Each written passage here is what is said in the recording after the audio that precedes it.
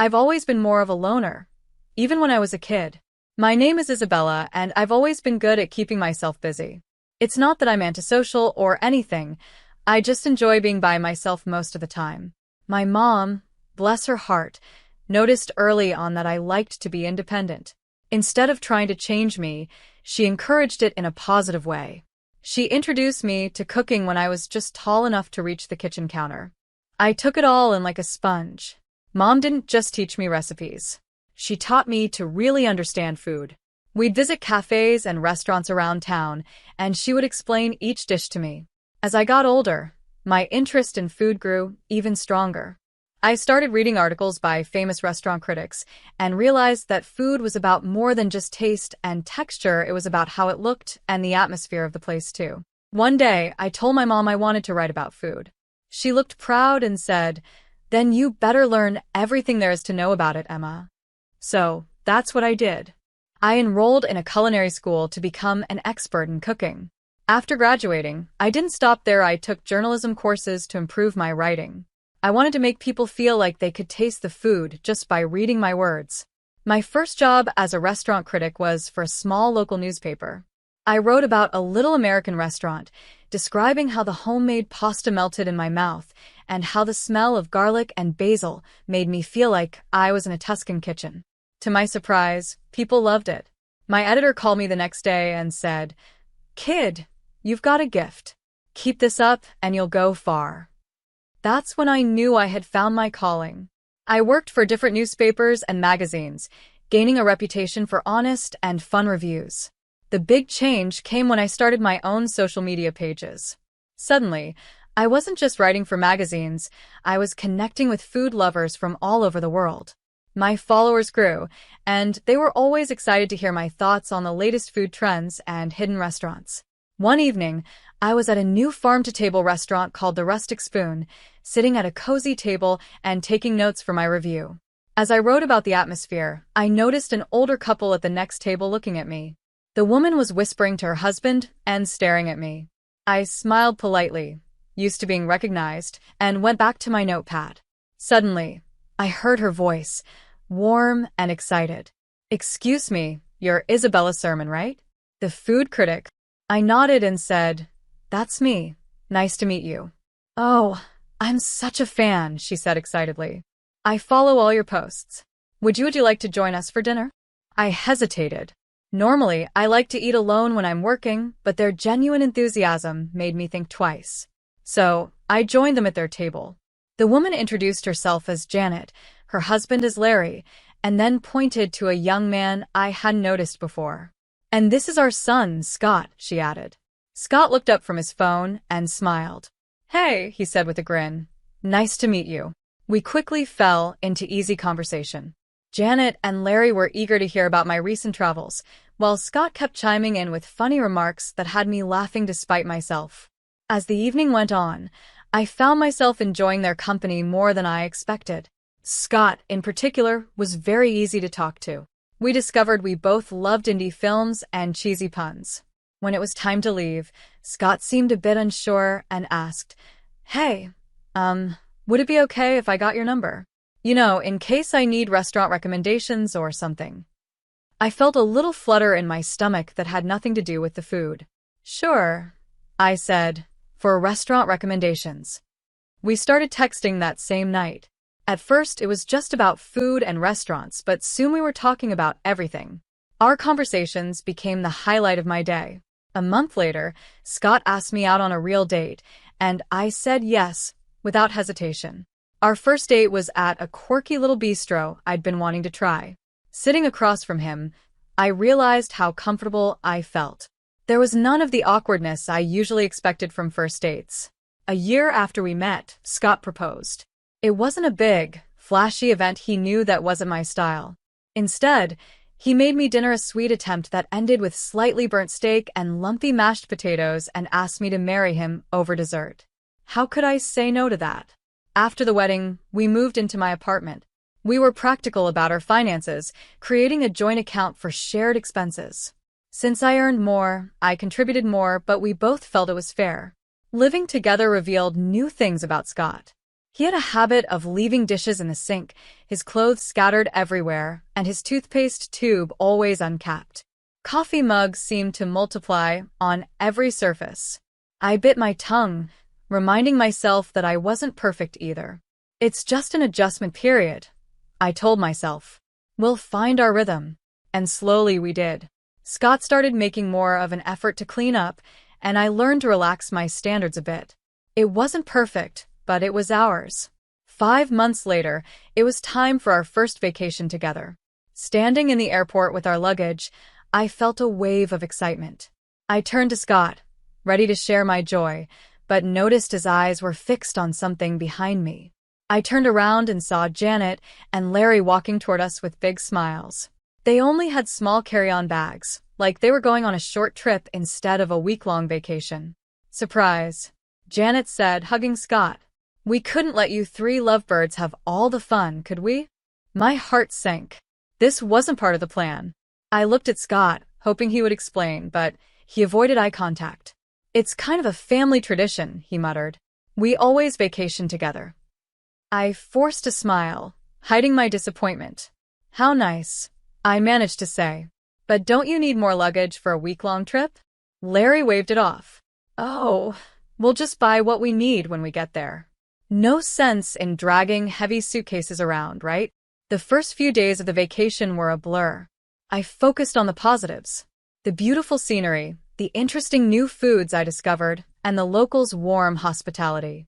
But as the days went by, I started to notice how much Janet and Larry spent. They shopped like there was no tomorrow, ate at the fanciest restaurants, and never seemed to worry about the bill. One evening, as we sat at another expensive restaurant, I couldn't hold back my curiosity any longer. I leaned over to Scott and whispered, "How can your parents afford all this? Aren't they retired?" Scott looked uncomfortable, shifting in his seat. "They're, just good with money," he muttered, suddenly very interested in the menu. I wanted to ask more, but at that moment, Janet began telling a story about her bridge club, putting an end to our conversation. As the vacation came to an end, I found myself eager to go home.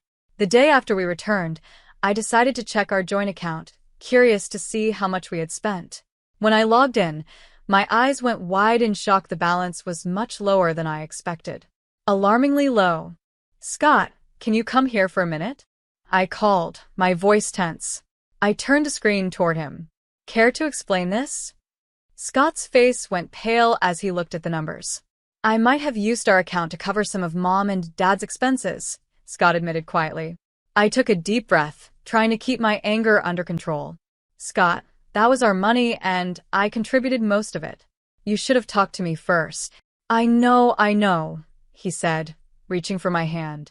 "I'm sorry, Nancy. It won't happen again, I promise." A month went by, and things slowly got back to normal.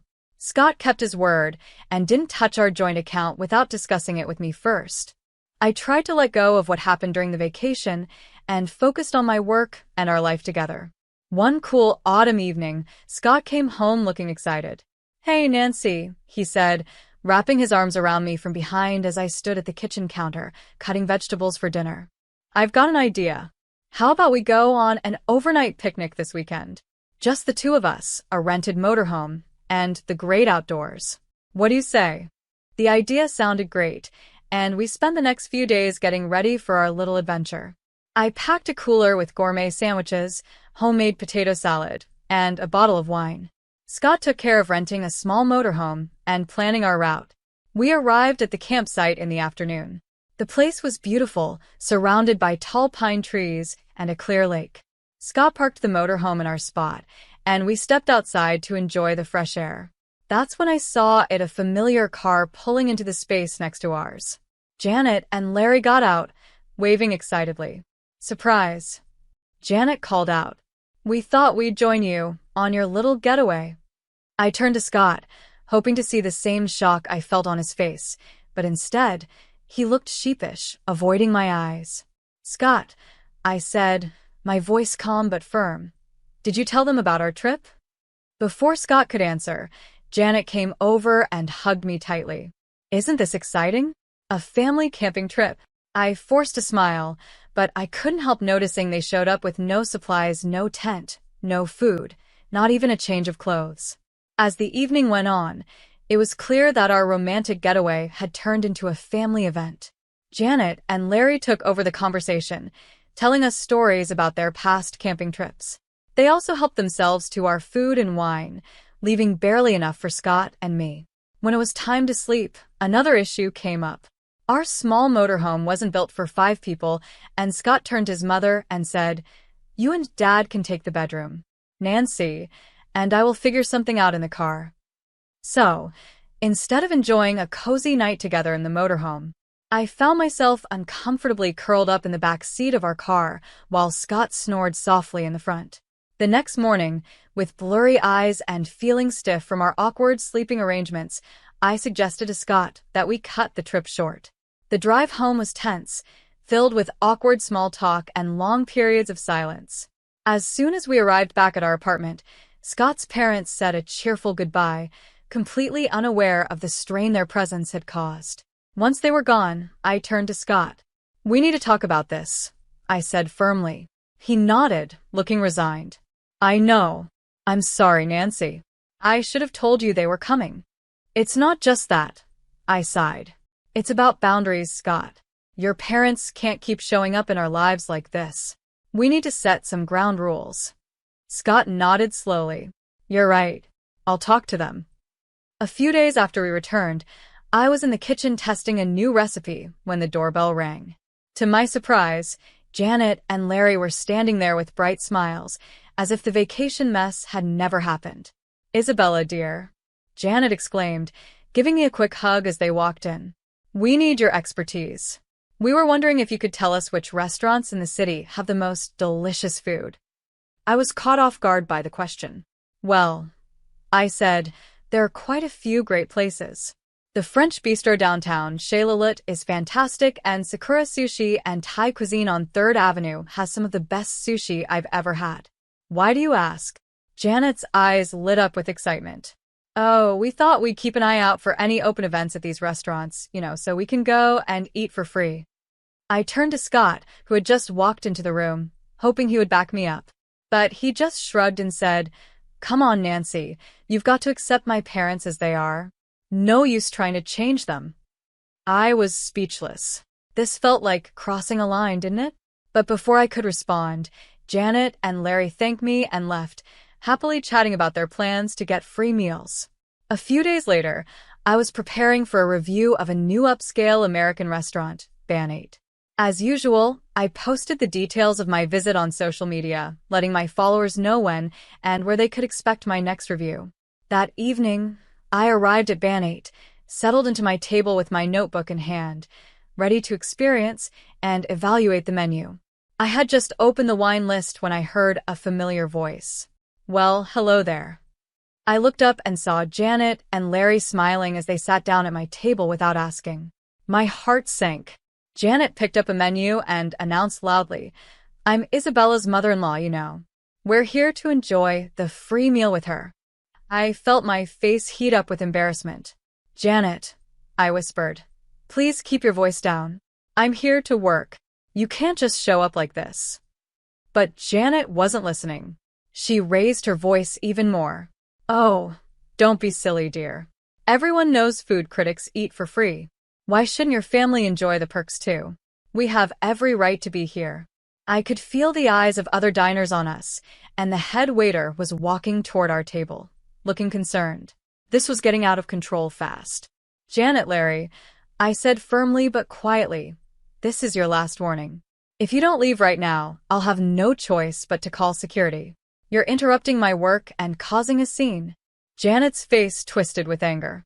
She stood up quickly, her chair scraping against the floor. "Well, I never," she shouted. "Is this how you treat family, Isabella?" As she grabbed her purse, she turned to me one last time, her voice full of disappointment. I think I made a big mistake. I'm the one who told Scott to marry you. I followed your Facebook page and thought, now there's a girl who could help us enjoy the finer things in life. I thought you'd take us to fancy restaurants for free, maybe even help us out a little. But I was wrong. If this is how you treat family, well, We're not interested in being part of yours anymore." With that, Janet stormed out of the restaurant, Larry following behind her. The silence that followed was deafening. My hands were shaking as I reached for my phone and dialed Scott's number. He answered on the third ring. "Scott," I said, my voice barely a whisper. "Is it true? Did your mother really push you to marry me because she thought I'd provide for them?" There was a long pause on the other end of the line. Finally, Scott sighed. "Yes," he admitted. "Mom saw your success and thought, well, you know how she is. She insisted you'd be perfect for us." It felt like the ground had disappeared beneath me. I hung up the phone and turned to the headwaiter, who had been standing nearby. "I'm really sorry for the disturbance," I said. "I won't be able to finish my review tonight. Please give my apologies to the chef." As I gathered my things, I pulled out my phone again and quickly typed a message to my followers, explaining that due to unexpected events, my review of Bar di Sante would be postponed. The drive home was a blur, my mind racing to make sense of everything that had happened. When I walked through the door of our apartment, Scott was waiting for me, his face full of worry. "Nancy," he began, but I held up my hand to stop him. "Why didn't you tell me?" I asked softly. "Was I just a way for your family to get what they wanted?" Scott's face fell, and he reached for my hand. This time, I didn't pull away. "No, Nancy, no." "Well, yes, it started with my mom's idea, but I fell in love with you. Not your job, not your connections, just you." I sank onto the couch, suddenly feeling drained. Scott sat next to me, his eyes full of hope. "I know I've made mistakes," he said quietly. "I should have set boundaries with my parents a long time ago. But Nancy, I love you. I want to make this right. Can we try to fix this?" I looked at him, really looked at him. Despite everything, I knew I still loved him. As we sat there on the couch, our hands intertwined, I felt a small glimmer of hope. Maybe, just maybe, we could get through this and come out stronger. The next couple of months passed peacefully. Scott worked on setting boundaries with his parents, and I threw myself into my work, trying to rebuild the trust in our relationship. Then, the moment I had worked toward for years finally came. My cookbook was published. It was more successful than I ever dreamed. Major newspapers and magazines praised it, and it quickly became a bestseller on all the big online retailers. One evening, as I was scrolling through yet another glowing review, Scott came home with a surprise. "Let's celebrate your success," he said, his eyes sparkling with excitement. "I've planned a trip to that charming city you've always wanted to visit. It has everything you love: great restaurants, historical sites, beautiful nature. And I booked us a room at that boutique hotel you've been eyeing." I paused for a moment, then asked the question that had been on my mind. "It's just us, right? Your parents aren't coming?" Scott looked me straight in the eye. "I promise, Nancy. It's just us. No parents, no surprises." The day of our trip arrived, and we made our way to the train station, luggage in hand, feeling hopeful about what was ahead. My heart sank. There they were, Janet and Larry, waving enthusiastically. I turned to Scott, hoping this was just a bad coincidence, but the guilty look on his face told me everything. "I'm sorry," he mumbled, avoiding my eyes. "I could not invite them. Mom found out about the trip." In that moment, something inside me broke. All the promises, all the efforts of the past months, they meant nothing. But I forced a smile as Janet and Larry approached. I noticed they only had a small purse between them, no luggage. "Where's your luggage?" I asked, already knowing the answer. Janet waved her hand dismissively. "Oh, don't worry, dear. You'll handle everything, won't you? After all, we're celebrating your success." As the announcement for boarding came over the loudspeaker, we made our way onto the train. Once everyone settled into their seats, I stood up.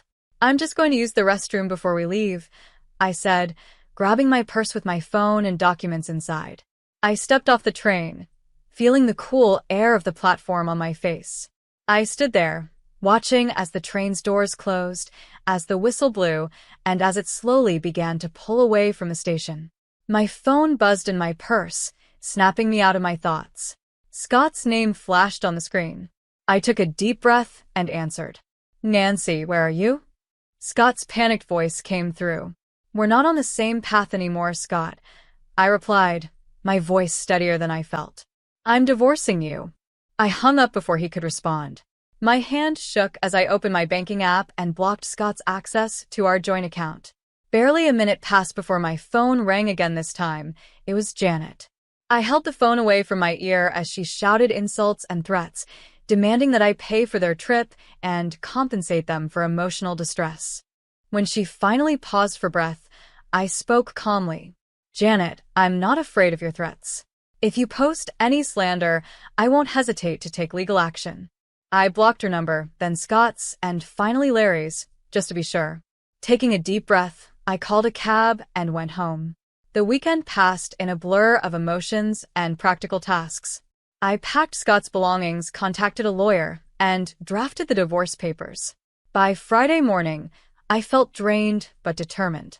The sound of a key turning in the lock made me tense. Scott walked in, looking disheveled and desperate. Nancy, please, he said, walking toward me with open arms. I stepped back, pointing to the suitcases by the door. Your things are packed. It's time for you to go. His face crumpled. You don't mean that. I've learned my lesson, Scott said, his voice desperate. I had a huge fight with my parents on the trip. I told them I'm not paying for them anymore. I'm not even talking to them now. Please, give me another chance. I shook my head and handed him the divorce papers. It's too late, Scott. This isn't just about your parents, it's about trust, respect, and the life I want to live. We want different things, and that's okay, but I can't do this anymore.